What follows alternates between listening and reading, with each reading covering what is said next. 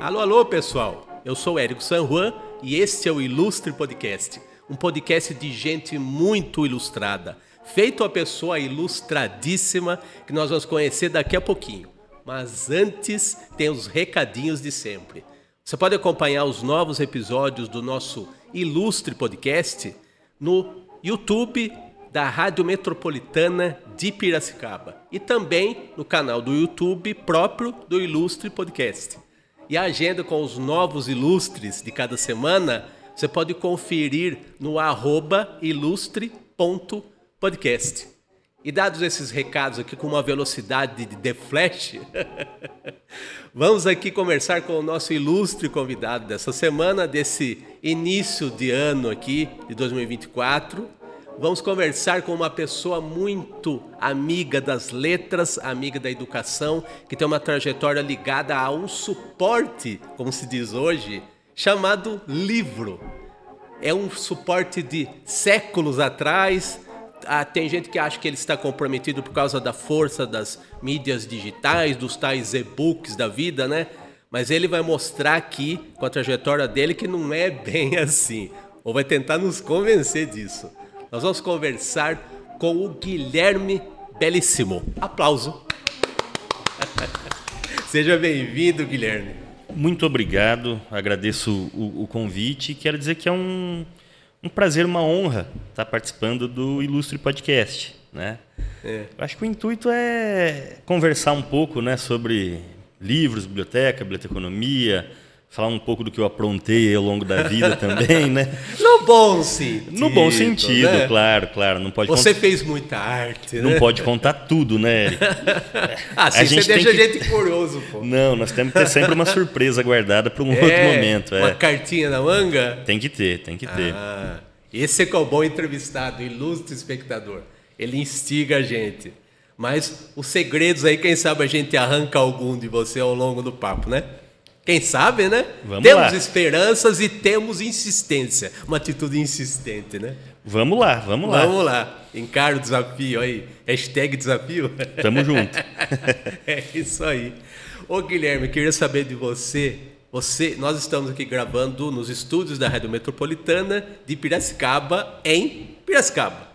E você não é de Piracicaba. Primeiro, antes de falar da sua origem, vamos falar da sua árvore genealógica. O seu sobrenome, Bellissimo, vem de quem? Essa demonstração inabalável de autoestima com esse seu sobrenome vem de pai, de mãe, como é que é? O Bellissimo? O Bellissimo é de pai, né? Então ele era o Bellissimo da família? Ele é o Bellissimo, É uma família belíssima, né? Mas eu acho que não, ele transcendeu essa coisa de sobrenome, né?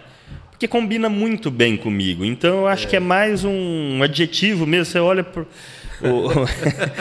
o Guilherme e fala, não, ele é belíssimo. Não se acaba confundindo esse sobrenome. Irradia a beleza interior, principalmente, né? Olha, fez aquela pausa dramática. Também interior, também. E o que seu pai fazia? Como é que ele começou a vida aí? Como é que foi? Em que cidade? Bom, o senhor Bellissimo, né? O senhor Bellissimo. Antônio Aparecido Bellissimo, meu pai, ele é natural de Pongaí. É uma pequena cidade aqui do interior do estado de São Paulo. Perto de onde? Região de Bauru. Próximo também Marília, Cafelândia, né? Uma cidadezinha com 3.300 habitantes. Nossa, eu não sabia até você falar da existência dessa cidade. Eu acredito que existam condomínios aqui em Piracicaba com mais habitantes do que Pongaí, né? É verdade. Piracicaba está crescendo a olhos vistos, né? E meu pai nasceu no sítio, né? Então ele era lavrador, trabalhava com agricultura e depois se mudou para a cidade e abriu uma borracharia. Foi aí que eu nasci. Então, Você nasceu entre pneus e... Exatamente. A primeira atividade do Guilherme foi ser borracheiro ainda. Olha. Menino, né? Acompanhando meu pai. Então, com 8, 9 anos, eu já consertava pneus. Ele que te colocou lá, você precisa trabalhar, menino, você precisa aprender a ser alguém na vida, já desde cedo. Como é que foi o discurso, né, do seu pai com relação a isso? Meu pai nunca obrigou, pediu nada disso. Era mais pelo prazer de estar junto, né, de acompanhar, ter os pais ali como exemplo. Minha mãe, diferente do meu pai, minha mãe era professora. Olha. Professora da educação básica, né? O que a gente chamava de pré-primário. Sim. E Você fez pré-primário, naturalmente. 5 anos. Porque ela me levava para... Aos 5 anos você fez? Não, eu fiz 5 anos de pré-primário, porque eu nasci... Por quê? Nasci e minha mãe me levava para a escola. Ah, tá. Foi meio sem formalidade, digamos assim. Isso, e os outros alunos... Você frequentava a escola, né? Os outros alunos cuidavam de mim, né? Que eram mais velhos. Eu, bebezinho, fui com ela. Olha isso. Chegou um dado momento, ela falou, não aguento mais. Então, com 6 anos, ela me pôs na primeira série.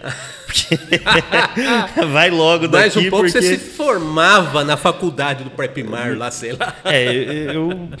Eu acho que eu não conheço alguém que fez pré mais tempo do que eu, né? Nossa. Às vezes você podia dar aula depois. Já era quase um professor. Graduado em pré-primário. E então a borracharia eu ia, era mais como uma diversão, né? Você tem lá o pai como espelho, como exemplo. É uma oportunidade realmente de ficar junto dele quase que o tempo todo, né? E assim, quando consertava um pneu, né, era uma satisfação enorme ter conseguido aquilo, né? E numa época que não existiam máquinas também, né? Hoje você vai numa borracharia, tudo automatizado para soltar o pneu, para descolar ele da roda, né? Na nossa época... Mas como que uma criança tinha força para fazer determinadas funções aí da borracharia? Como é que é? Então, apesar de parecer que exige-se muita força, né, a borracharia é mais jeito do que força. É mesmo. O macaco hidráulico. Isso é um discurso de profissional falando.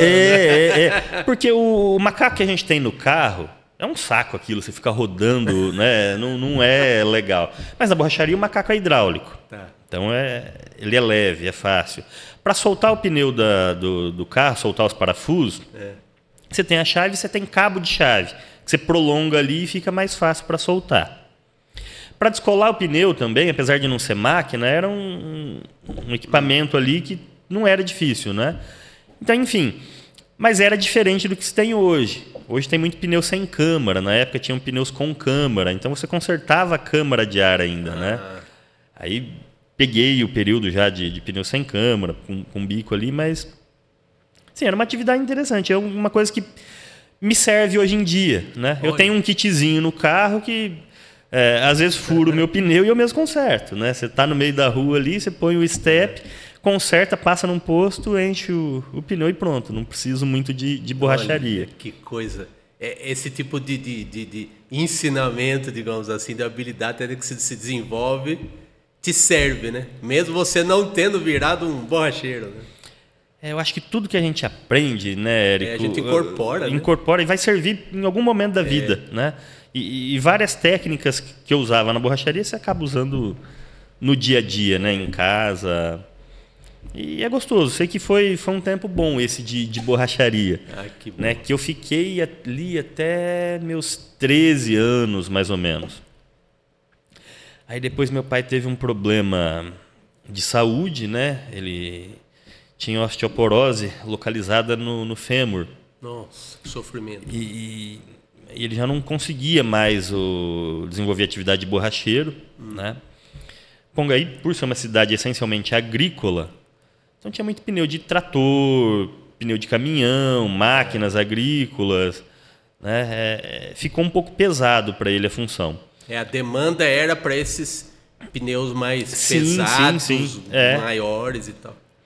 Porque o pneu de carro ele fura pouco, né? O pneu que mais fura é o pneu que você está trabalhando na roça ali. Sim. Entra um pau no pneu, ele faz um furo e tem que consertar rápido para não parar. E a prefeitura, né, também, as máquinas da prefeitura, pá carregadeira, motoniveladora, enfim. são os pneus que furavam mais frequentemente, né? E então ele passou a vender café. Ele virou um vendedor. E eu passei a acompanhar ele nessa função também. Até para ajudar a carregar os fardos de café, né? Era café torrado e moído, não era café in natura. Mas você vê como que é, né? Mesmo ele mudando de ofício, digamos assim, ainda era um serviço braçal, um serviço pesado, né? Sim. Você tinha que carregar os fardos, né? Sim. Mas isso foi muito bom para mim, essa fase de vendedor. Porque eu sempre fui muito tímido, né? Nessa fase da vida eu sequer falava o telefone. Se tocava o telefone, eu atendia e passava para alguém, eu não falava. Ah, você evitava? Você não queria se comprometer, deixa lá para quem sabe falar, algo assim. Eu não sei o porquê, mas tinha, né? E aí, nessa fase de vendedor, eu era obrigado a conversar com muita gente. Muitas vezes ele com dor não descia do carro, ele falava, filho, vai lá, né? Então, eu mesmo criança ali com 13, 14 anos, eu descia falar com o responsável por compras, né, do supermercado, porque a gente não vendia isso em Pongaí. Uma cidade muito pequena para isso, né? Então vocês tinham que a gente fazia circular. A região, Novo Horizonte, Lins, Borborema, enfim, uma série de cidades ali. Cidades também pequenas, né? De certa forma, ou não? Maiores que a Sim, sua. O meu conceito de pequeno eu acho que é diferente do de muita gente, né? Qual é o seu conceito de pequeno? É Pongaí, Cidade porque pequena. Se a gente falar de Novo Horizonte ali, 35, 40 mil habitantes, para mim era grande. São né? Pedro é grande para você?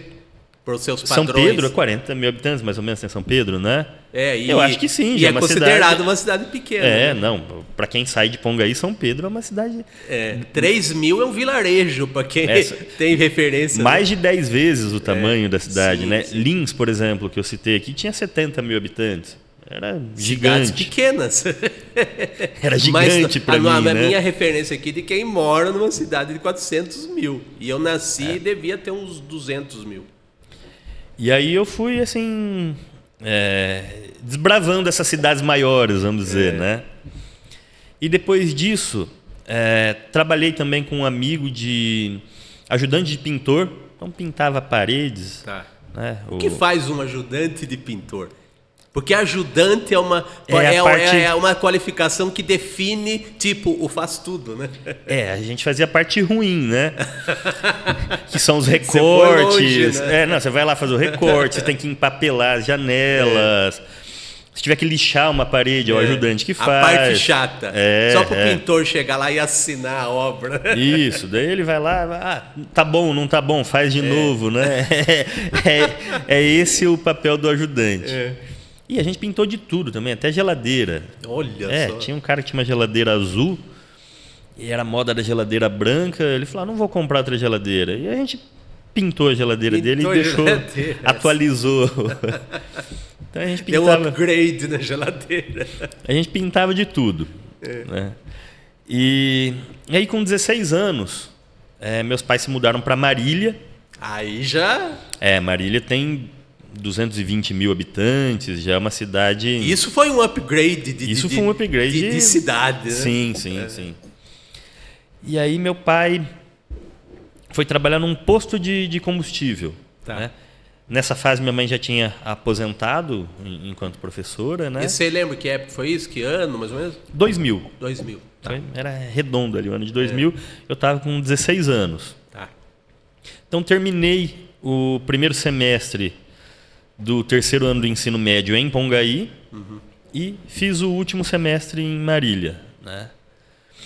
E ali quando eu me mudei para Marília, entrei pro segundo semestre do terceiro ano numa escola próximo à casa que a gente tinha morado, havia mudado. Junto comigo veio uma outra moça transferida. Ela era de Marília também, mas ela veio de uma outra escola. Tá. E aí são os dois patinhos feios dentro de uma sala de aula, né? Uma turma que conviveu a vida toda, né? Chegam duas pessoas estranhas, então foi natural que nós fizéssemos amizade, primeiro entre nós, para depois conhecer o restante da sala. Então, mas que bom que tinha ela, né? Que bom que tinha ela, porque senão eu estava sozinho. Sozinho, né? Ia ser mais difícil, eu acho. E aí, num dado momento, Érico, a gente vai chegar na biblioteconomia. Opa! Tá vendo como... Essa palavra que não significa mania de biblioteca, tá, pessoal? É quase um trava-língua, né? Biblioteconomia, dependendo do... É bibliotecomania, né? Biblioteconomia. Não, é que a gente pode, com o trava-língua, achar que é biblioteca mania, existe esse tipo de travação de língua. No Brasil, eles, não sei por que chegaram a essa denominação, que remete à economia, né? Biblioteconomia. E enquanto os países de língua latina, eles tratam como bibliotecologia, tipo a lógica das bibliotecas. Tem mais sentido, né? Assim, isso, a organização de bibliotecas, vamos dizer assim. A economia, tem mais... E biblioteconomia lembra alguma coisa ligada à economia, livros de economia. Olha, eu falei errado, porque não é bibliotecomania. Mas foi um termo... Tá vendo? Eu me embananei. Não, mas um termo que você talvez tenha cunhado aqui, interessante, né? Eu acho que eu desenvolver a mania de bibliotecas é bom. É que eu faço humor, aí eu faço os malditos trocadilhos, entendeu? Olha, aí eu me perdi no próprio trocadilho. Tá errado, pessoal. Fala de novo a palavra. Biblioteconomia. Tá vendo? Eu vou bancar o engraçadinho me ferrei, tá? Mas o Guilherme me perdoa. Não, mas que todo mundo tenha mania de bibliotecas. Vamos para a bibliotecomania, que é uma... Salvou a minha barra, muito obrigado. Eu acho que talvez seja interessante até mudar o nome, viu, Hélio? Bibliotecomania, mais interessante. Pessoal. Mas volta aí na sua trajetória. Aí. Não, e aí, né, num dado momento entrou um grupo de alunos na sala de aula, terceiro... colegial, a gente chamava na época, né? Hoje é ensino médio. Hoje é o terceiro ano de ensino médio, na época era o terceiro colegial. Época de prestar vestibular, pensar na carreira que vai seguir, né? E entrou um grupo de alunos para falar da tal da biblioteconomia. Eles faziam parte de um grupo de pesquisa chamado PET, que é Programa de Educação Tutorial. É um programa mantido pela CESU, Secretaria de Ensino Superior, ligada ao MEC, né? Então, recursos federais mantêm esse programa que trabalha com ensino, pesquisa e extensão. Foi uma palestra, uma espécie de palestra, assim? Isso, eles foram fazer a divulgação do curso. Aquela coisa de passar na sala. Passar na pessoal, sala, quadro de avisos ao vivo. Por quê? A biblioteconomia não é uma profissão muito conhecida, apesar de essencialmente importante na vida de todo mundo, né? Eu acho que no desenvolvimento de uma sociedade de maneira geral, mas muita gente é privado desse contato com o bibliotecário, desse contato direto com a biblioteconomia. E isso faz com que nossa profissão não seja conhecida, né? Porque muita gente fala reconhecido nós somos. Né? Os bibliotecários eles têm sim uma função importante, têm seus locais de colocação em vários segmentos, em vários ramos da economia, mas nós não somos conhecidos. Eu acho que o bibliotecário não sabe cacarejar, não sabe divulgar o que ele faz. Fazer o marketing, soltar a voz e... porque quando você nasce, né, naquele momento ali do parto... Saiu do colo da mãe, o médico te vira de ponta cabeça, te dá um tapa na bunda e faz você chorar. Ninguém precisa explicar o que o médico faz. O primeiro contato de cada um de nós é com o médico, né? E ao longo da vida vai sendo assim. Você arruma uma confusão lá, você tem que contratar um advogado, né? E você vai tendo contato com outras profissões. O bibliotecário, muitas vezes, a pessoa só vai ter contato com ele quando chega na faculdade, que no ensino superior ele está lá. E nem todo mundo chega no ensino superior. Né? Tanto que você citou que o pessoal foi lá divulgar, né, algo relacionado à biblioteconomia e era algo que não existia no horizonte de ninguém, né? Eu imagino... No meu próprio. O que é isso, né? Exatamente. É um pasmo daquela coisa, a descoberta, até um choque em alguns casos, né? Como que é isso?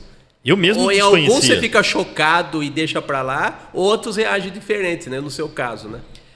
E aí, Érico, essa moça que entrou junto comigo se chama Sofia. Ela falou: Guilherme, minha irmã fez esse curso. e tá bem, ela adora o que faz. Ah, então ela tinha uma irmã que tinha feito biblioteconomia nesse ofício. Eu falei, caramba, eles falaram tanta coisa interessante ali de trabalhar com informação, disseminação da informação, né, o formar o cidadão. Tipo, tantas possibilidades foram abertas ali naquelas falas, né? E vem a Sofia e fala para mim, nossa, minha irmã fez isso. A irmã dela chama Andréia. Andréia do Nascimento. A Sofia, vamos falar com a minha irmã. Fomos. Fui falar com a Andréia. Falei, Andréia, que raio de biblioteconomia, né? E ela me falou um pouco sobre o curso. Ela trabalhava na Biblioteca Braille, lá em Marília. Né? Olha. E eu falei, quer saber? Por que não? Porque até então eu pensava em fazer administração de empresas. Ah, então você tinha em vista falei, continuar a sua formação. Eu acho que eu vou fazer administração. Tá. Mas recém-mudado para Marília, né? Ia ter que buscar um emprego, não sei como eu ia fazer administração. De alguma maneira estava um campo aberto, né?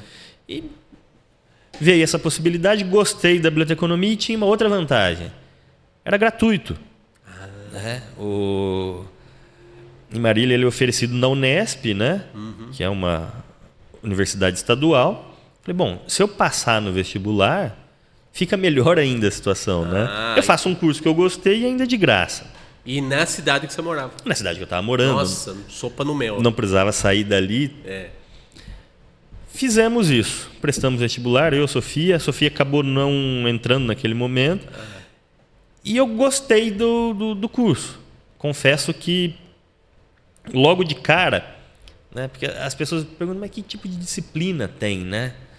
Olha, nós tivemos introdução à ciência da informação, introdução à ciência da computação, lógica, catalogação automatizada, bastante coisa ligada à administração de bibliotecas, teoria geral de administração, planejamento estratégico, marketing, redes de computadores, bancos de dados. Então, muita coisa ligada à tecnologia, administração e à própria informação, né? O tratamento da informação, a classificação.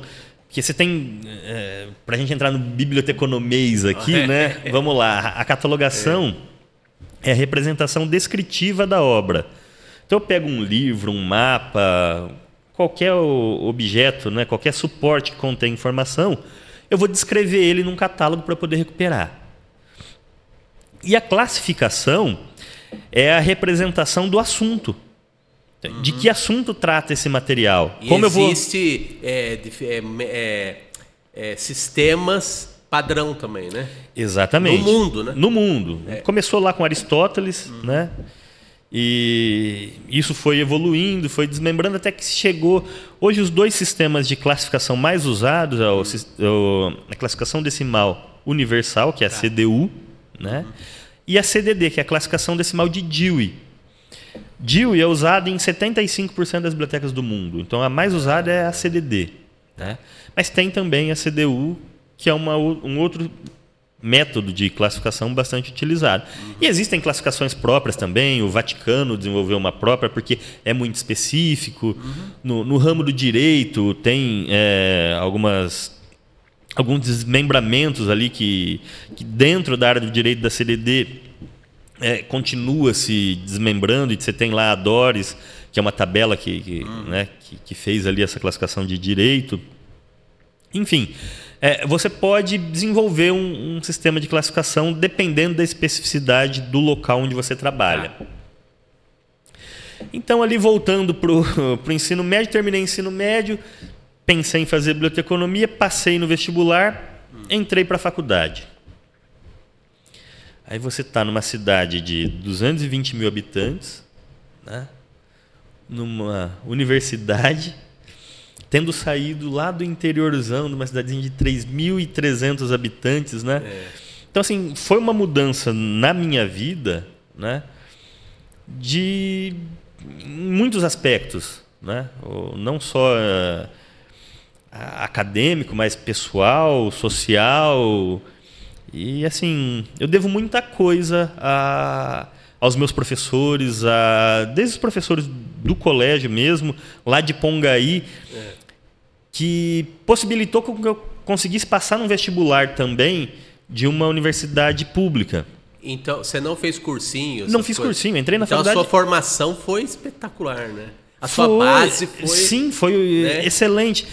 Aí tem a vantagem da cidade pequena, porque a gente considera muitas desvantagens, né? Tem um shopping em Pongaí? Não tem shopping. Tem um hospital em Pongaí? Não tem hospital em Pongaí. Eu acho que o hospital é mais grave não ter do que um shopping. Né? Se alguém quebrar um braço, uma perna, não tem raio-x. Você tem que ir numa cidade vizinha, qualquer problema ali, uma emergência, você tem que pegar a ambulância para a cidade vizinha. Pois é. Mas Pongaí, por ser uma cidade pequena, todo mundo estudou na mesma escola. Então isso foi legal, porque o filho do rico e o filho do pobre estavam ali juntos, convivendo o dia todo. Nesse aspecto, eu acho que há uma coesão, né? Muito legal. O branco, o preto, o amarelo, o índio, estava todo mundo junto. De certa forma, estava todo mundo ligado, tinha um laço familiar, porque casou esse com aquele. Eu acho que é um senso de comunidade mais aguçado. Né? Sim, sim. É como se fosse uma família expandida, vamos dizer assim, né? A grande família. A grande família. Pongaí é uma grande família. E aí os professores, eles davam aula para o filho dos amigos deles, para os próprios filhos, para os sobrinhos, para os netos. Enfim, não tinha como ele dar uma aula diferente para o filho dele. Porque estava todo mundo junto. E também não tinha, talvez, me corrija se eu estiver errado, talvez a chance de você querer ser um mau aluno... Talvez você ficasse cercado de uma maneira positiva. Sim. Você não... Eu não sei se havia essa expectativa. Depende de cada um também. Mas acho que o rendimento, em geral, era mais elevado, né? Porque qualquer coisa que você fizesse, sua mãe ia ficar sabendo, seu pai ia ficar sabendo. Né? Nesse sentido, o senso de comunidade no castigo, digamos assim, você ficava mais alerta, né? Sim, e isso foi muito bom. Então, Pongaí... sempre teve uma excelente formação. Né? Então, os professores realmente se dedicavam, se atualizavam, e muita gente passou faculdades públicas, universidades públicas, tendo estudado somente no colégio, nunca fez um cursinho. Isso é uma maravilha, né? Então, eu, com 17 anos, eu faço aniversário em dezembro, né? O vestibular, na época, acontecia em dezembro. Em março, eu estava na faculdade com recém-completado 17 anos. Olha, né? Isso. E assim, então todos foram muito importantes para mim. Então, os professores do colégio e também os professores da minha faculdade, né? Que às vezes a gente tem a possibilidade de reencontrá-los, né? E é um prazer, uma satisfação, uma emoção. Eu, quando os vejo, eu me emociono. Falo, puxa vida, né? Muito do que eu me tornei foi responsabilidade deles. Né? E em fases da vida da gente que a gente marca profundamente. Profundamente. E aí a biblioteconomia me deu tanta coisa, Érico, que eu casei por conta da biblioteconomia. Como é que foi isso? A minha esposa estudava comigo, estava na minha sala. Você resolveu muitas questões da sua vida de uma vez só, assim. Eu acho que eu não sei se existe destino, o que mas foi tudo encaminhando dessa forma, né? E aí a Débora, que é minha esposa, ela é de São Paulo. Estava lá. Estava lá, passou no vestibular, veio de São Paulo para estudar em Marília. A diferença é que ela teve um deslocamento aí, né? E você assim, estava em casa de alguma forma, né? Não, eu assustado, porque eu saio de uma cidade de 3.300 habitantes e vou para uma de 220 mil. Né? Era gigantesco. Ela sai de uma cidade ali de 12 milhões de habitantes. Se a gente considerar a grande São Paulo, mais de 20 milhões de habitantes, vai para uma de 200. Né? O choque é ao contrário, mas não deixa de ser um choque. Né? Então foi... Eu até penso às vezes, né? Que coisa engraçada, né? Como que a gente foi casar sendo tão diferente numa formação... numa criação, né? A forma como nós somos criados, os lugares que nós frequentávamos, o estilo de música, né? Mas não é isso que dizem com aquela frase que os opostos se atraem? No seu caso, acho que funcionou. Eu acho que é literalmente. No seu caso, funcionou. O elétron e o nêutron ali, porque... E aí, Érico... Eu tinha muito na cabeça a história do PET. Né? O PET foi lá fazer aquela divulgação. Abriu seleção para integrar o grupo PET. Tá. Falei, eu vou prestar, vou tentar essa... Entrei no grupo PET Biblioteconomia e fiquei por 3 anos, mais de 3 anos ali integrando, sendo bolsista do grupo PET, Tá. que foi uma outra coisa muito importante na minha formação. Porque como ele trabalha com ensino, pesquisa e extensão, né? Então, além das atividades de pesquisa, a gente teve a possibilidade de trabalhar com extensão. Então, muitos trabalhos junto à Universidade Aberta à Terceira Idade, escolas, né, de bairros mais afastados, a gente dava aula de informática, enfim.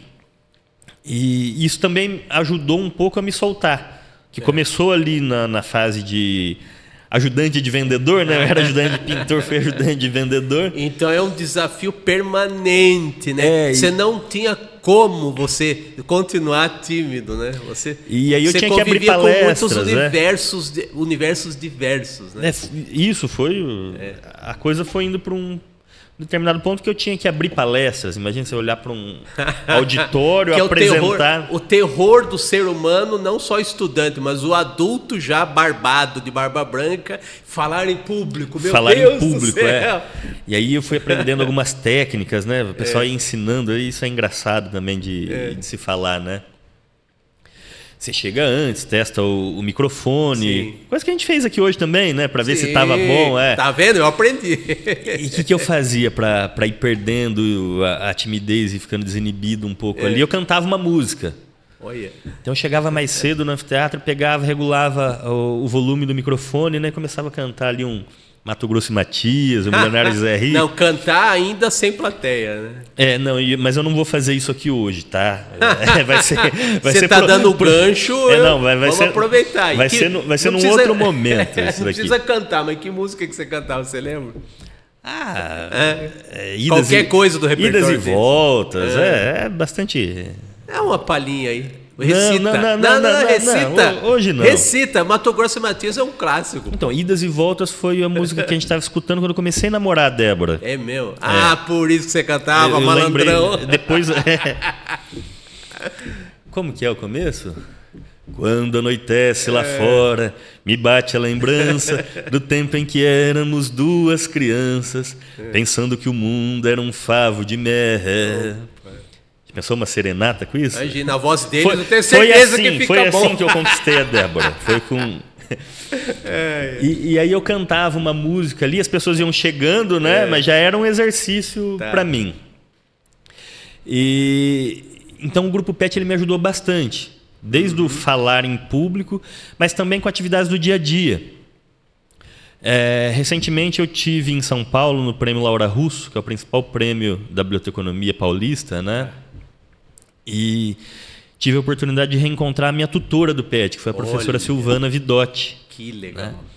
E disse pessoalmente a ela uma coisa que eu já tinha dito pelo WhatsApp há algum tempo, eu pude falar olhando para ela, né? Agradecer, porque a gente tinha ali com 17, 18 anos reuniões administrativas. Tá. E ela tinha uma rigidez que num momento você não entende. Fala, mas para que tudo isso? Mas foi muito importante porque eu aprendi a fazer pauta de reunião, como fazer uma reunião, ata de reunião, planejamento, relatório. A gente planejava o ano seguinte, né? Agosto, setembro do ano anterior. Então hoje, se eu tenho uma ideia de planejamento, eu devo à professora Silvana com as atividades do PET. Né? E... o contato, né? A gente fez um evento grande em Piracicaba em 2019 para comemorar os 50 anos da Escola de Engenharia. Foi um ano inteiro de comemorações e uma dessas comemorações foi a Esquadrilha da Fumaça. Né? E aí a Escola de Engenharia, a FUMEP, junto com o município, né? É um trabalho gigante. Eu imagino que o esforço de infraestrutura, de logística, de organização, tem que andar que nem um relógio. Muita gente envolvida. Né? Então, assim, se eu for agradecer todo mundo, eu vou esquecer, mas você tem desde Rosângela Camolese, o Caprânico, o pessoal da época, a Kira, a prefeitura, enfim, muita gente. E se não fosse eles, e guarda municipal... Exército. A gente precisou contar com todo mundo, Corpo de Bombeiros, né? Quem podia barrar a apresentação era o Corpo de Bombeiros. Quando a gente conseguiu... Porque você envia um ofício para o EDA, eles aprovam, vem se fazer uma reunião que eles chamam de precursora. Né? A missão precursora é para dizer se vai ter ou não. Tá. Quando eles decidem, vai ter. Então agora vocês precisam fazer isso, isso e isso. Tem os procedimentos. Tem os procedimentos, né? E quem vai aprovar isso tudo é o Corpo de Bombeiros. O Corpo de Bombeiros. Então, assim, foi muita gente envolvida. Tá?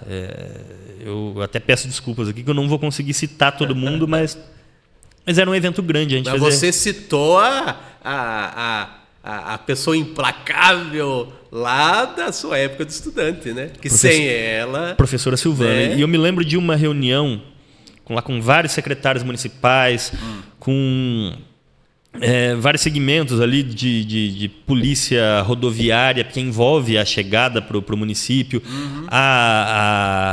as concessionárias das rodovias, Exército, Polícia Civil, Polícia Militar, Guarda. Você olhava aquela mesa assim, era uma coisa... Era muita gente, né? E depois fazendo a pauta, a condução da reunião, daí terminou essa reunião, essa missão precursora, né? O professor Quitolina, que era o diretor acadêmico à época, ele chegou e falou: Guilherme, que reunião, né? Que coisa bem organizada. Inclusive, nós fomos elogiados pelo capitão que veio fazer a missão precursora. Ele falou: eu nunca vi uma missão precursora tão bem organizada, tão bem representada, que todos os segmentos que são necessários estão aqui, né? Então, eu posso falar direto com a pessoa que eu preciso, né? Eu falo: olha, professor, foi a ajuda de todo mundo que está aqui, óbvio, né? E lá da minha professora, né? A professora Silvana, que me deu essa noção, né? de como organizar um evento, como fazer uma reunião, como orquestrar isso tudo. Como a base é fundamental. Né? Fundamental. E aí, Érico, então, eu vou e volto, né? Você está vendo que... Qual o tempo aqui? Vamos na linha da sua trajetória. São 4 horas, né, que a gente tem aqui. Não, aqui não é aquele outro podcast lá. Aquele do porão lá. Mas então, Guilherme, da faculdade, qual foi a sua primeira experiência para valer, assim, profissional na área? Então, daí, enquanto você está na faculdade... Todo mundo fala que você é o futuro da nação. É mesmo? Falava isso pra você? Não, mas para todo mundo. Todo mundo que entra na faculdade é o futuro da nação. Vocês são o futuro desse país, né? De repente você se forma, fala: e agora? Agora o futuro se vira aí. Não, você passa um problema social, você está desempregado, né? De futuro da nação. Seu nome é futuro, ainda carimbado na testa. Se vira aí. De futuro da nação, você passa a ser um problema social. É bem engraçado isso, né? E nós pegamos uma greve de mais de 90 dias na Unesp. Minha nossa senhora. Então, em que período da faculdade já era isso? No final? No quarto ano. Nós tivemos 3 greves. Em 4 anos de faculdade, só o terceiro ano não teve greve. Primeiro, segundo e o quarto, sim. Mas o primeiro e segundo ano foram greves menores. A do quarto ano passou de 3 meses. No último ano? No último ano. Já aquela coisa simpaticíssima. E aí, repor todo esse conteúdo. Então, a gente teve aula de sábado, à tarde...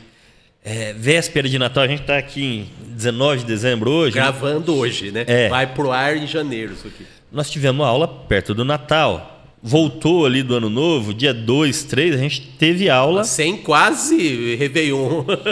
Sem quase nenhuma... Tinha muita gente de fora, de outros estados que vinham, né, estudar na Unesp. É sofrido. Teve gente que nem foi, porque ia aproveitar um pouco das férias e ia ter que estar de volta ali nos primeiros dias do ano, né? Ia esquentar lugar em casa. Então a nossa turma é de 2004, mas não se formou em 2004, porque a gente não conseguia cumprir o calendário, né? Que dureza. Então nós tivemos aula até fevereiro, meio de fevereiro. A colação de grau, se eu não me engano, foi em 18 de fevereiro de 2005. Quase no carnaval. Quase. Ou pelo menos vocês iam festejar. Festejar ali a formatura, né? E aí da entrada no Conselho Regional, né, no CRB. pega lá o registro provisório e começa a procurar um emprego. Eu tinha um amigo que eu fiz durante a faculdade, que ele foi meu veterano. Quando eu estava no primeiro ano, ele estava no quarto ano. Que ele estava trabalhando em Barueri. E aí ele falou comigo um dia, falou: Guilherme, olha, eu estou saindo de tal lugar. Eu falei: nossa, que legal, Barueri, né? A Débora de São Paulo, ela tinha voltado para a casa dos pais. São Paulo é grande. Falou: eu vou trabalhar em Barueri, ela consegue um emprego lá, vou morar em São Paulo. Vou sair de Marília e vou para São Paulo. Olha, mais uma mudança grandiosa, né? Aí fui, fiz a entrevista, tudo, levei um currículo, bati um papo lá com a direção. E a direção da faculdade falou o seguinte para mim, falou: olha, você está contratado, nós vamos ficar com você. Só que você não começa agora, você vai começar em agosto. Isso que mês? Desculpa. Isso era março, abril. Abril, nós vamos pegar abril. Começar em agosto. Para quem está procurando emprego é uma longa espera, né? Mas para mim eram umas férias que eu não tinha tido nos últimos anos. Por quê? As greves todas, né? E assim, faculdade de manhã, o PET tinha que ter 20 horas de dedicação semanal. Então, quer dizer, é meio período ali de trabalho todos os dias. Nossa, realmente não tinha espaço para respirar quase. Fim de semana eu fazia bico num posto de gasolina. Então fui frentista também, sei trocar óleo, sei fazer bastante coisa. E como quando você faz bico, você vai sábado, domingo e feriado. Então, quando eu não estava estudando, eu estava trabalhando, eu não tive Natal, não tive Ano Novo, não tive Sexta-feira Santa, todo o período que eu cursei a faculdade. Aí quando ele fala para mim, olha, você está contratado, você começa em agosto, foi as férias que eu nunca tive. Tá bom, ainda morava com os pais, né?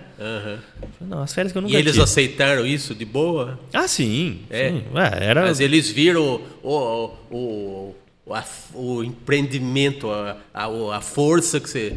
O esforço, né, que você... Assim, dos últimos anos, né? A relação que eu tenho com os meus pais, né, até hoje, sempre foi de muita cumplicidade, muito carinho, amor. A gente estava o tempo todo junto, né? Então, muito do que eu sou também é minha mãe e meu pai. Que bom. E assim, acho que até para eles eram talvez os últimos momentos que a gente morasse junto, né? Eu não sei se eles queriam que eu fosse trabalhar fora, que eu fosse família muito com ligação forte foi difícil, foi difícil para todo mundo, que a gente né? fique, né, com eles. Né? E aí legal, vou esperar agosto, vou para São Paulo. Teve um processo seletivo do Senai em Jaú. E eu vim prestar, e minha esposa veio prestar também, a Débora veio prestar. Tá. A gente se encontrou na Barra Bonita, né? Que eu tenho tios lá. Meu tio falou: não, você pode aqui em casa, no dia seguinte eu te levo lá para esse processo seletivo. Então, ele me levou eu e a Débora, a gente fez esse processo. E eu não fiquei bem classificado nesse processo, e a Débora ficou bem classificada. Olha. Né? Ela acabou não sendo contratada lá em Jaú, mas ela teve uma pontuação muito boa, fez uma prova boa. Já estava no caminho aí. E Piracicaba surgiu uma vaga para a escola do Senai de Piracicaba. O diretor daqui, para ele não abrir outro processo, ele aproveitou já o resultado, né? O Senai, ele tem isso, né? O Senai, tem um processo aberto ali, acabou de acontecer. Ele chamou as 3 melhores classificadas ali para uma entrevista para continuar ali a seleção. E a Débora foi contratada aqui em Piracicaba. Olha, era uma possibilidade que o que vier primeiro vocês iam abraçar. Né? A gente não conhecia Piracicaba. E assim, quando terminou a faculdade, falei: e agora? Vamos ficar juntos? Vamos. Então, quem conseguir um emprego primeiro, o outro vai junto. E tenta conseguir um emprego naquela cidade. E foi ela a primeirona. Porque eu estava aguardando. Isso foi em junho. Se eu não me engano, 24, 28 de junho. Há pouco tempo você ser chamado em Barueri. Né? Eu ia começar um mês e pouco em Barueri. E aí, em junho, finalzinho de junho, ela me liga e falou: olha, me chamaram em Piracicaba, fui lá fazer o processo. Cheguei em casa, eles me ligaram, que é para eu começar daqui 2 dias. Olha isso! Falei: então tô indo para aí. Muito. A gente se encontra e enquanto você vai trabalhar, eu vou procurar um lugar pra gente morar. Né? E foi bem esse o meu começo aqui em Piracicaba, né? Andando para cima e para baixo de ônibus, procurando um lugar para morar. e torcendo para que aceitasse o meu fiador, porque eu não conhecia ninguém. Ah, isso. Você tem que fazer as coisas muito imediatamente, né? Muito no... A gente não tinha não é para ontem, é para agora. Né? Não tinha onde morar, não tinha dinheiro para ficar no hotel também. Não conheci ninguém aqui. Ninguém. Vocês vieram realmente do zero, né? Do zero. De relações e dinheiro. Sim, sim. E aí a gente acabou alugando um apartamento em frente ao Senai. Não é o Senai do centro, o Senai da vila, né? Sim. Porque depois, quando eu fosse para São Paulo, ela estava próximo do trabalho. Tá. Ela estava sozinha, ali tem segurança, tinha onde comer. Para chegar fácil, não precisava de locomoção, né? Sim. E eu fui para Barueri, fiquei lá trabalhando, abri o concurso da FUMEP. Abri o concurso da FUMEP. Então você foi para Barueri. Você fui. Trabalhou mesmo lá. Fiquei 9 meses lá. Fiquei gestando lá por 9 meses. Nesse meio tempo abriu o concurso aqui da FUMEP. Abriu o concurso aqui na FUMEP. Isso em que ano mesmo? 2006. Tá. 2006. Comecei lá em agosto de 2005, comecei em 2006, ali teve o concurso. Tá. A Débora me avisou.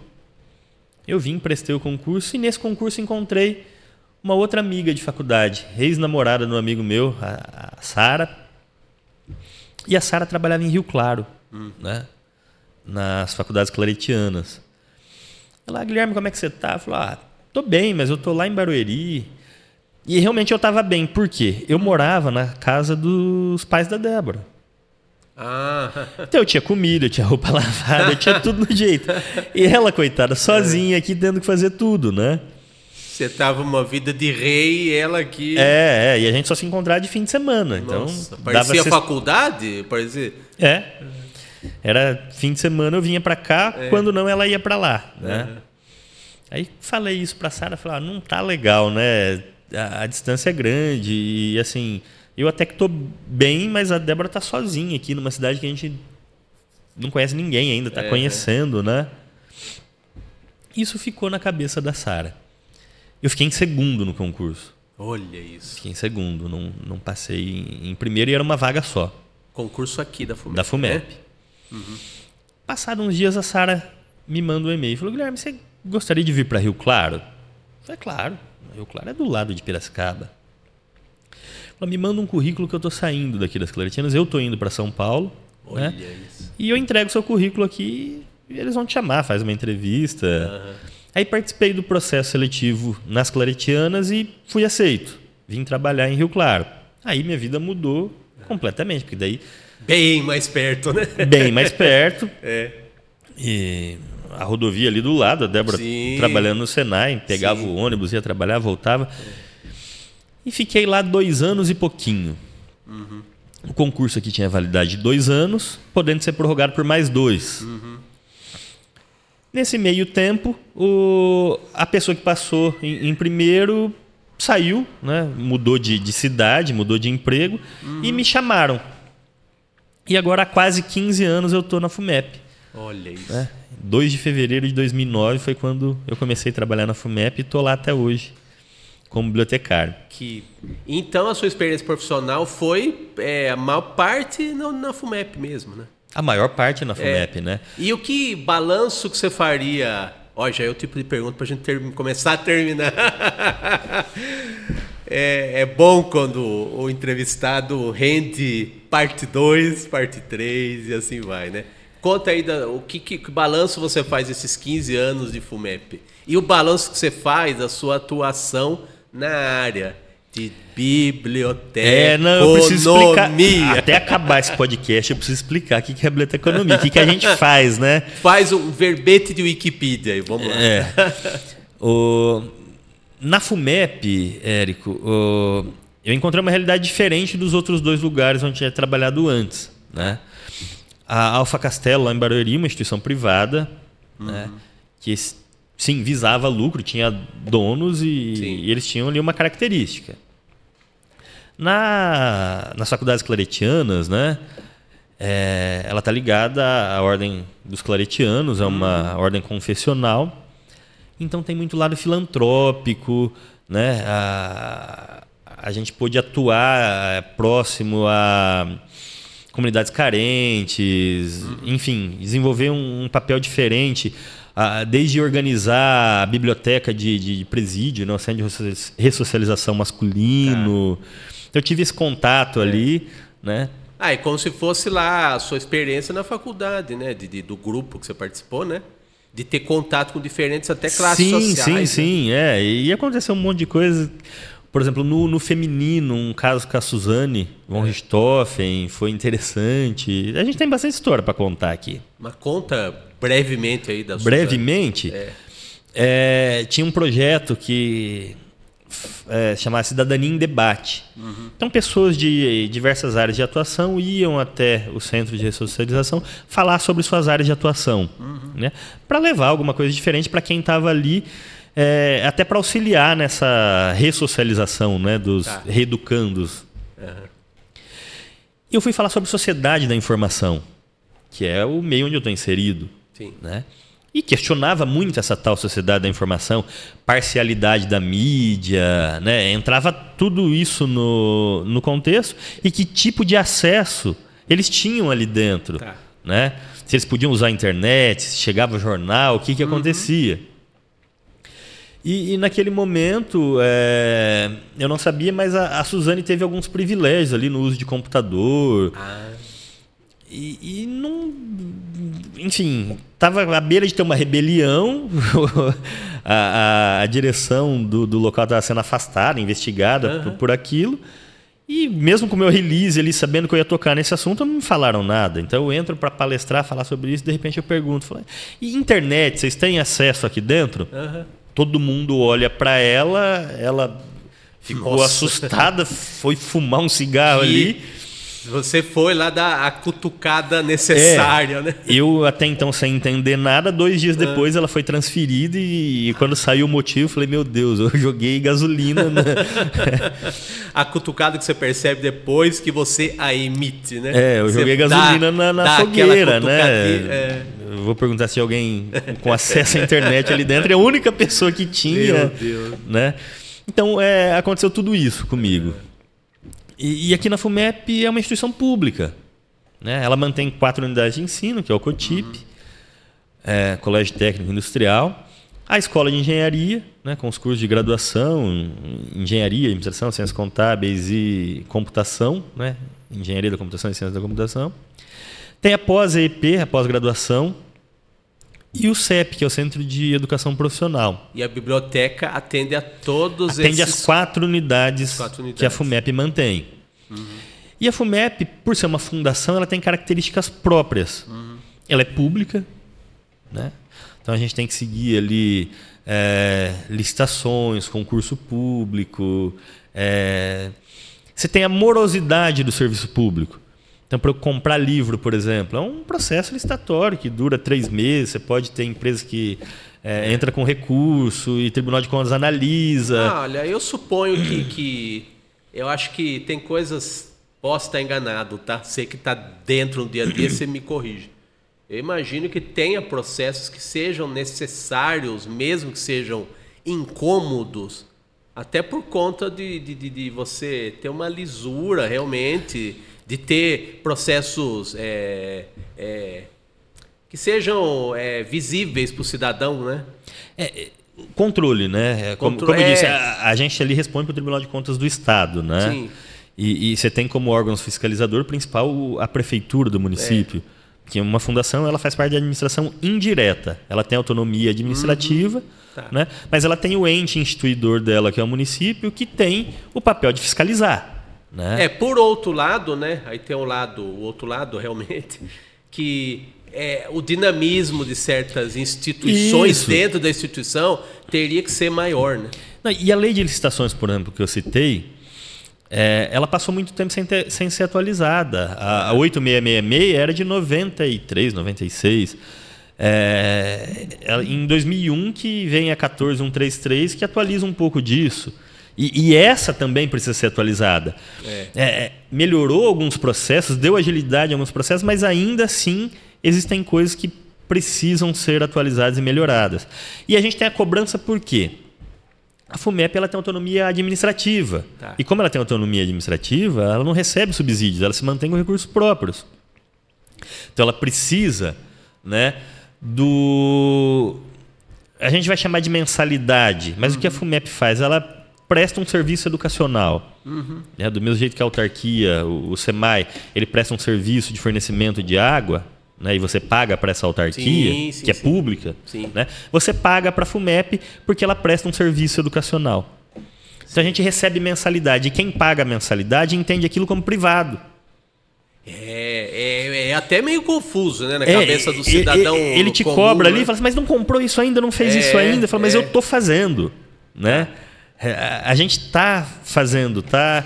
Então, muitas vezes os processos demoram. Então, vai construir a biblioteca, que ficou maravilhosa. Nossa biblioteca é uma das bibliotecas mais bem estruturadas de toda a região. Que eu tive a honra de, inclusive, expor por várias vezes, né? vários exposições lá. As exposições no espaço da biblioteca são para pessoal da própria instituição e abre-se também para artistas. Para a comunidade, né? Sim, toda a comunidade pode utilizar a biblioteca da FUMEP, né? É até importante a gente fazer essa divulgação aqui, aproveitando a sua audiência, que a biblioteca da FUMEP é aberta ao público. Então, quem quiser usar a biblioteca, utilizar nossos materiais, as salas de estudo, fazer reuniões, enfim, estudar para o vestibular, para um concurso público, né? Das 7h30 às 22h30, a biblioteca está aberta e está à disposição de todos aqui da comunidade. Eu sou rato de biblioteca, viu? Eu gosto. O espaço da biblioteca é meio... Talvez para gente que veio do mundo dos livros, né? É meio sagrado, de certa forma. Sim, né? sim. E é uma coisa diferente, né? Você estudar em casa e estudar numa biblioteca. Exatamente. Né? Ela te proporciona ali uma experiência né? Diferente. E eu acho que isso agrega muito, né? A aquisição do conhecimento. Sim. Então, só para encerrar, que eu sei que está chegando... Tá chegando. Eu estou olhando o relógio aqui, está chegando. Seu primeiro entrevistado que olha para o relógio. O que faz um bibliotecário? Ele trabalha com informação. O principal papel do bibliotecário é disseminar informação. Né? Então, até numa correlação aí com o arquivista. O arquivista ele guarda a informação, ele quer manter aquilo no arquivo, preservar o documento. Tá. O bibliotecário não, ele quer disseminar, ele quer mostrar para todo mundo, quer que todos tenham acesso. Né? Então, a gente trabalha em hospitais, organizando os arquivos. A gente trabalha em bibliotecas, em centros de pesquisa. Fiz um processo seletivo para Bolsa de Valores em 2005 ainda, recém-formado, estava lá em São Paulo. Me chamaram para participar de um processo seletivo, né? Não sei onde pegaram o meu contato, se foi do currículo Lattes, de onde veio aquilo. E aí eu cheguei lá na Bolsa, a pergunta que eu fiz para a pessoa foi, mas o que se faz aqui? Né? O que um bibliotecário faz aqui? Ela falou assim, existem vários ramos da economia e bases de dados específicas para cada uma dessas áreas. O bibliotecário ele atua nessas bases de dados fornecendo informação para especialistas para eles tomarem decisão de comprar ações ou não. Né? Por exemplo, se uma empresa ela atua num determinado ramo e precisa de uma matéria-prima, essa matéria-prima é finita, não é finita, onde você consegue extrair, qual o preço dela hoje. Né? Então, tudo isso faz parte de um processo decisório e o bibliotecário vai fornecer essas informações. Falei, que legal. Né? E a gente trabalha também numa outra ponta, né? Que eu falei lá do pré-primário da minha mãe, que começou a minha vida. Né? Existe uma lei, Érico, que não tem sido cumprida. Inclusive, os conselhos, em parceria com o Ministério Público, estão investigando o Estado mesmo, tá? Estado, município. Sim. Porque toda escola tem que ter uma biblioteca e, por consequência, um bibliotecário. Porque esse é um aparelho que ele vai auxiliar a formação das pessoas. Né? Quando você me fala tem muito leitor hoje? Tem bastante leitor, mas podia ter mais. E onde você forma um leitor? Lá na primeira infância, lá quando ela começa a aprender a ler e escrever, é ali que você leva os livrinhos que ela vai tomando gosto pela leitura. Eu acho curioso, né, por você falar isso, não você tocar nesse assunto, mas curioso o fato de que um país desse tamanho sempre me dá a impressão de um potencial nunca explorado à altura, na plenitude, né? Na plenitude, no que podia ser. E assim, a maior injustiça, você lembra que eu falei que você só vai ter contato com um bibliotecário quando você chega no ensino superior? Pois é. Porque lá ele é obrigatório que você tenha um bibliotecário, senão o curso não é reconhecido. Então, tanto universidades públicas quanto privadas têm bibliotecário. Né? E mais de um. As escolas, você encontra bibliotecário muitas vezes nas escolas privadas. E eu tenho a impressão também, olhando de fora, né, que isso é até utilizado no marketing da instituição privada como algo a mais. Plus, claro, e não é algo a mais, é básico. É básico. Né? Porque você fala... uma vantagem, né, com relação a uma escola pública. Né? E aí, você chega na escola pública, eles estão transformando os espaços em depósitos. Nossa, né? Isso é lamentável. Em muitos casos, professor readaptado, né? Ele tem ali algum problema de saúde que impede ele de ficar na sala de aula. Do mesmo jeito que um bibliotecário ele não vai assumir uma sala de aula, ele não vai tentar dar aula de português, de matemática, um professor, quando ele vai para uma biblioteca, ele também não consegue desempenhar o papel do bibliotecário. Os peixes fora d'água, né? Exatamente. Aí tem até um questionamento, fala assim, Guilherme, mas o professor ele vai atuar ali no ensino, no letramento, né? Quando a criança está sendo alfabetizada. O bibliotecário é apoio, os livros são apoio, eles vão ajudar a desenvolver o senso crítico, indicar a obra adequada para aquela faixa etária, fazer a seleção do acervo, inserir isso num sistema automatizado, como eu falei lá no começo, né, da representação descritiva, a representação temática da obra, né, onde a gente vai colocar os assuntos. Então o bibliotecário ele vai desenvolver todo aquele ambiente e permitir que a biblioteca fique aberta em horários fora o de sala de aula. Imagina só, um bairro, né, que não tem biblioteca naquele bairro, mas ele tem uma escola. E essa biblioteca ficasse aberta aos sábados, permitindo que não só os alunos, mas os pais dos alunos ali do entorno pudessem frequentar essa biblioteca, emprestar livros. O quanto você não desenvolveria aquela comunidade? Você falou de uma palavra que é fundamental, que é ambiente. Quando eu estava nos meus primeiros anos lá, que eu tive o privilégio de estudar numa escola da primeira à oitava série, né, que se chamava, há 40 anos, né? E eu morava na rua da escola. Eu andava 3 quadras para chegar na escola. E eu estudei, como você, eu estudei dos 8 anos lá do ensino fundamental, né? Fundamental. Foi com as mesmas pessoas também. Mesma coisa que você. E tinha uma biblioteca lá que era algo meio à parte, como você está falando já, e numa escola que era boa, sabe? A base que eu tenho é dessa escola. De escrever, sabe? A gente desenvolve as aptidões da gente, mas a base é muito importante. E aí, tinha um ambiente de leitura em casa, graças a Deus, né? E aos meus pais, né, obviamente. E na escola. A gente tem esse contato, sabe?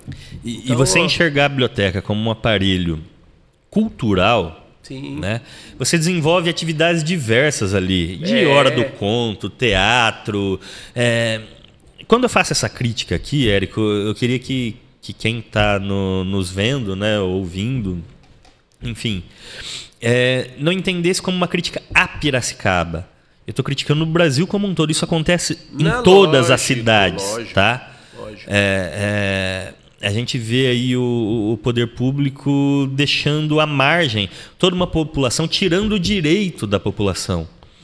Os filhos de vocês que estão nos assistindo têm direito a ter uma biblioteca e um bibliotecário na escola dele. E isso está sendo negado pelo Estado, pelo município.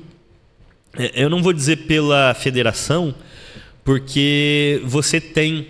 né, os institutos federais, por exemplo, todos eles têm bibliotecário, e eles trabalham com ensino superior e também ensino médio. Né?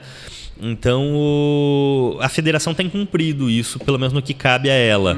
Mas os demais estados e os municípios não têm cumprido. São poucos municípios que a gente vê um empenho, né, do poder público em permitir que as crianças, os alunos, os estudantes tenham acesso a uma biblioteca. Essa situação é tão preocupante que eu até vou remeter a frase de alguém que você conhece muito bem e que foi dita há décadas, e parece que esse problema persiste, apesar da importância desse homem e das palavras dele, dessa frase, que um país se faz com homens e livros. Exatamente. E faz com homens como o Guilherme Belíssimo, né? Vamos passar aqui por nosso slide final, Danilo Teles. Aí, o link para quem quiser conhecer o trabalho do Guilherme e o trabalho da biblioteca, da FUMEP e a FUMEP em si, a instituição que engloba todas as escolas, né, faculdades que você se referiu. Temos aqui a iniciação aí. O pessoal vai poder conhecer a infraestrutura, os trabalhos que é desenvolvido na biblioteca da FUMEP. E deixa aí suas considerações finais aí. Você já deu a bronca necessária aí. Necessária. Como você falou, não é nada pessoal com relação à cidade. Não, é ao sistema. Então, inclusive, encerra aí com uma palavra de incentivo aí, de alento, que eu acho que a gente precisa disso também. Não, né? inclusive, a crítica é o complemento para o alento, digamos assim. Não, inclusive, para encerrar aqui, já me despedindo, a gente está com um projeto aqui em Piracicaba, do Plano Municipal do Livro, Leitura, Literatura e Bibliotecas, que foi desenvolvido junto com o secretário de Educação, Cultura. Ele está para o Executivo analisar e, se aprovar, né, conseguir a gente instituir esse Plano Municipal do Livro, Literatura e Bibliotecas em Piracicaba. Então, se a gente for ver, Piracicaba está um passo à frente, ela está investindo nisso, né? Pelo menos a gente está tendo essa oportunidade de apresentar isso para o município. Quem sabe as escolas daqui não tenham bibliotecas e bibliotecários. Que bom. Num futuro próximo.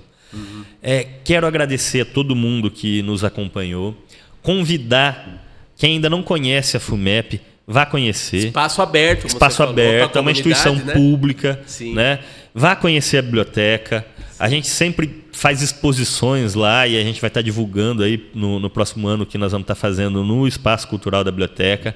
Quero agradecer muito a oportunidade, Érico, tá? de poder falar um pouquinho sobre mim, né? E também sobre a biblioteconomia. Né? Eu abordei no finalzinho, foi chegando. Quem sabe a parte 2 um dia aí a gente não entra em outros assuntos, mas obrigado de coração, foi um presente que eu recebi aqui hoje. Que bom. A gente dá uma pincelada nos assuntos, porque, como eu falei, nós não fazemos podcast num porão, que a gente fica 4 horas divagando sobre o nada. Isso é uma crítica, tá, pessoal? O Guilherme é polido, mas no meu caso é uma crítica sim, tá bom? Mas a gente faz do nosso jeito, então a crítica se esvai aí no ar, sei lá o quê, né? Então, muito obrigado, Guilherme Belíssimo. Eu que agradeço. É isso aí, pessoal. Mais um ilustre entrevistado. Vocês viram que o assunto é amplo e realmente merece uma parte 2, uma parte 3. Mas a gente vai voltar a conversar aqui, se Deus quiser, em breve, nesse ano de 2024, com o Guilherme, quem sabe trazer para um debate aí mais pessoas da área dele para estar aqui na nossa mesa, né? No nosso podcast, no nosso ilustre podcast. E o recado final, que é o recado do começo, né? Estamos aqui toda semana no canal da Rádio Metropolitana de Piracicaba no YouTube e também no canal próprio do Ilustre Podcast, com novos episódios com pessoas ilustres como sempre, né? E estamos também, você pode encontrar a agenda dos novos episódios no @ilustre.podcast. É isso aí, pessoal. Até quinta que vem com mais um episódio do Ilustre Podcast. Um abraço. Tchau, tchau.